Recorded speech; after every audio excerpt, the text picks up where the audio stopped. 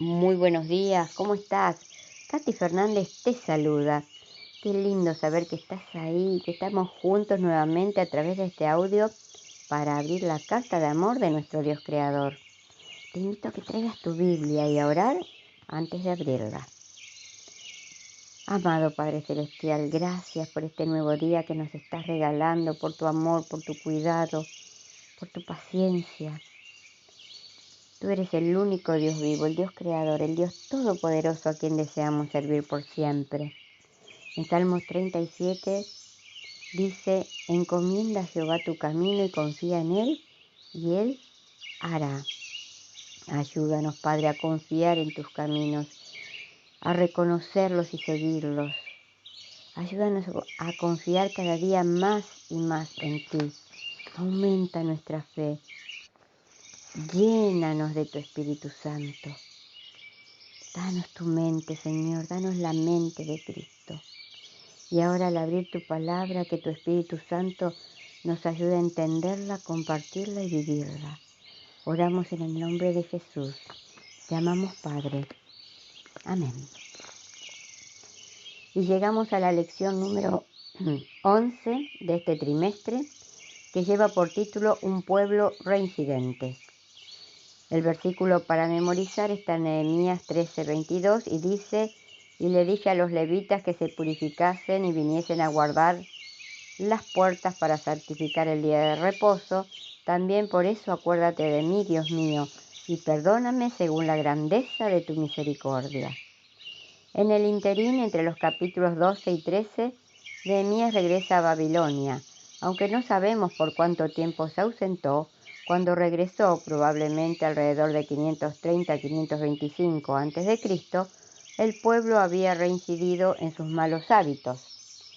Si bien había pactado con Dios en estas cuestiones no casarse con idólatras, guardar fielmente el sábado y ocuparse del templo y su personal mediante los diezmos y las ofrendas, Nehemías 10, habían violado las 3 promesas. Cuando Nehemías regresó, los encontró muy descuidados en su devoción a Dios. El pueblo había dejado de devolver los diezmos y las ofrendas y había comenzado a usar las salas del templo para otros fines. Dejó de guardar el sábado correctamente e incluso volvió a celebrar matrimonios con las naciones circundantes. Lo peor de todo es que los dirigentes que él había dejado a cargo fueron los que contribuyeron al deterioro de las relaciones de la relación de los israelitas con Dios. No es de extrañar que Nehemías haya quedado devastado cuando se enteró de cuánto habían cambiado. Sin embargo, en lugar de aceptarlo una vez más, como lo exigía su carácter, intervino para la gloria de Dios. La lección para el día domingo 8 de diciembre lleva por título Los dirigentes del templo se corrompen. Nehemías 13 comienza con una preocupación respecto de los extranjeros, idólatras, amonitas y moabitas en medio de ellos. Nehemías 13 del 1 al 3. Estos versículos nos hablan de expulsar a la gente de otra nación o raza que seguía a Dios. Leo de vuelta la última frase. Estos versículos no hablan de expulsar a gente de otra nación o raza que seguía a Dios, sino de expulsar a quienes tenían una fe diferente, no a los conversos, sino a los idólatras. Puedes ver Nehemías capítulo 23, versículos del 3 al 6.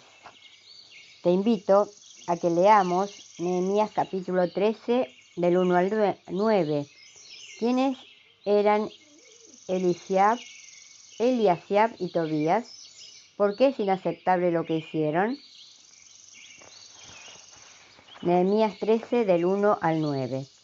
Aquel día se leyó en el libro de Moisés, oyéndolo el pueblo, y fue hallado escrito en él que los amonitas y los moabitas no debían entrar jamás a la congregación de Dios, por cuanto no salieron a recibir a los hijos de Israel con pan y agua, sino que dieron dinero a Balaam para que los maldijera.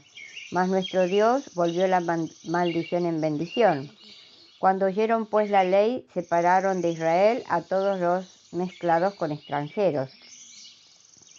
Y antes de esto, el sacerdote Eliasib, siendo jefe de la cámara de la casa de nuestro Dios, había emparentado con Tobías y le había hecho una gran cámara en la cual guardaban antes las ofrendas, el incienso, los utensilios, el diezmo del grano, del vino y del aceite que estaba mandado dar a los levitas, a los cantores y a los porteros, y la ofrenda de los sacerdotes. Mas a todo esto yo no estaba en Jerusalén, porque en el año 32 de Artajerjes, rey de Babilonia, fui al rey, y al cabo de algunos días pedí permiso al rey para volver a Jerusalén, y entonces supe del mal que había hecho Eliasib por consideración a Tobías, haciendo para él una cámara en los atrios de la casa de Dios. Y me dolió en gran manera, y arrojé todos los muebles de la casa de Tobías fuera de la cámara, y dije que limpiasen las cámaras e hiciese volver allí los utensilios de la casa de Dios, las ofrendas y el incienso. Analicemos también ahora Nehemías capítulo 2. Capítulo 2, versículos 10 y 19.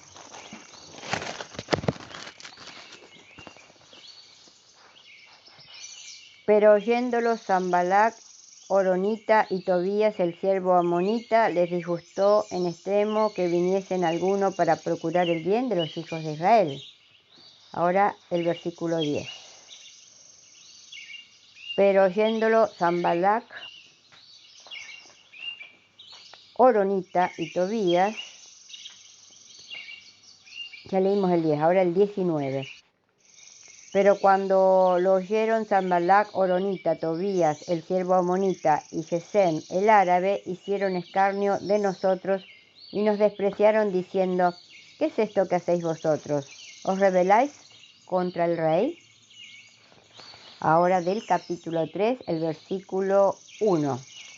Entonces se levantó el sumo sacerdote Eliasib con sus hermanos los sacerdotes y edificaron la puerta de las ovejas. Ellos arreglaron y levantaron sus puertas hasta la torre de Jamea y edificaron hasta la torre de Hanael.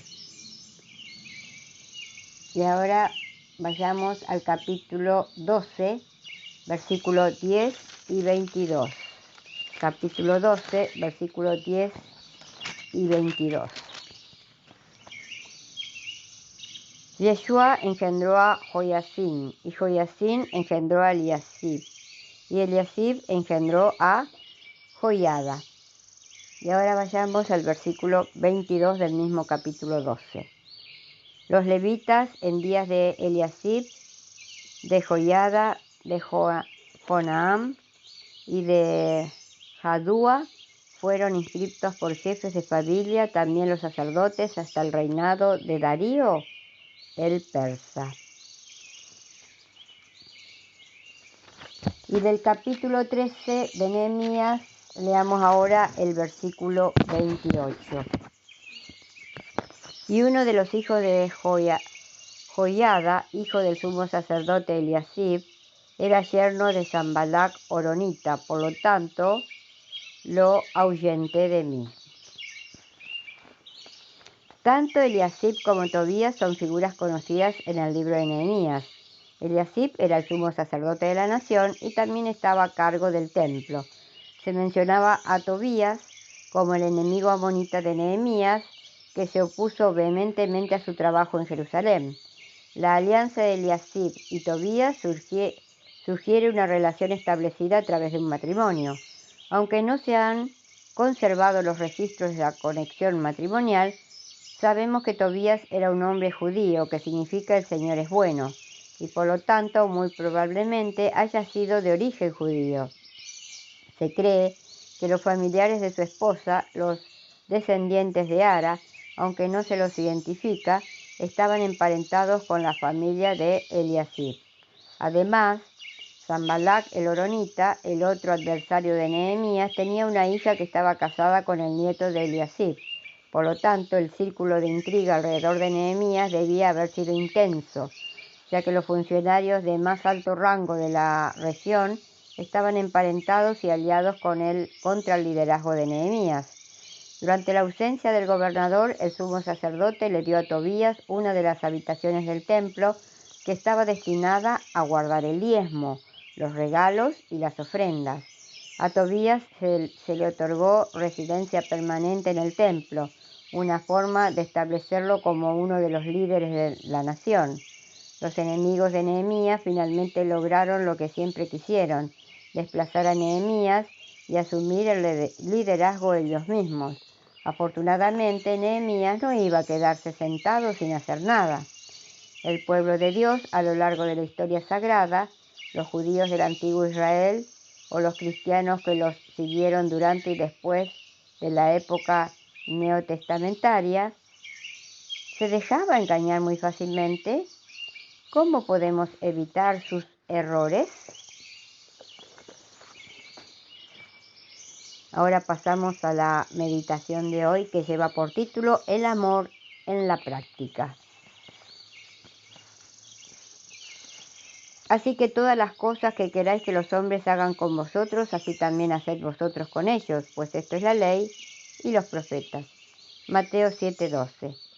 José Luis Briones, que forma parte del equipo evangelizador de Billy Graham, relata que su amigo, el pastor Máximo Álvarez, llevó a su casa durante los días más fríos de invierno a un borracho que no tenía dónde morar.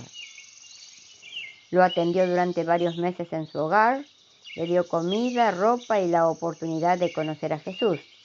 Aunque en esa ciudad nadie aceptaba al pobre hombre, ese pastor consideraba que era su deber ayudarlo porque el amor cristiano debe mostrarse en la práctica. Es interesante cómo nosotros, los seres humanos, hablamos generalmente acerca del amor. Nos gusta teorizar sobre las cosas y nos deleitamos en discutir acerca de los conceptos filosóficos y teológicos del amor. Sin embargo, no dejamos la teoría y corremos detrás de las personas que necesitan, en la práctica del amor maravilloso que conocemos mejor que ningún teórico. A veces, cuando en la calle encuentro personas marginadas por la vida, de repente me descubro indiferente a las necesidades ajenas. Muchas veces trato de justificar mi actitud diciéndome a mí mismo que nunca podré resolver el problema de todas estas personas. Pero, aunque argumente de muchas maneras allí dentro de mi corazón, queda el amargo sabor de darme cuenta que mi concepto del amor todavía continúa sumergido en el sofisticado mundo de la teoría, de la teología y la filosofía.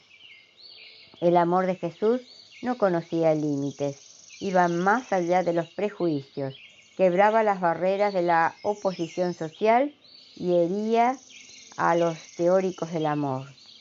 Ese fue uno de los motivos por que lo mataran.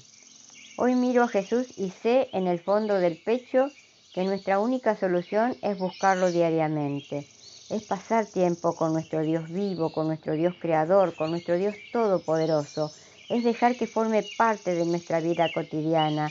Es permitir que, por la presencia de su Espíritu Santo en nuestro corazón, tome completa posesión de nuestra vida y produzca de manera natural el maravilloso fruto que nos llevaría y nos llevarán seguro a aceptar a las personas como son y a aprovechar cada oportunidad para aliviar el sufrimiento humano. En el mundo existen multitudes de personas alcoholizadas que tienen problemas de alcohol o que son marginadas por otras cuestiones y no tienen futuro y no tienen horizonte ni tampoco esperanzas.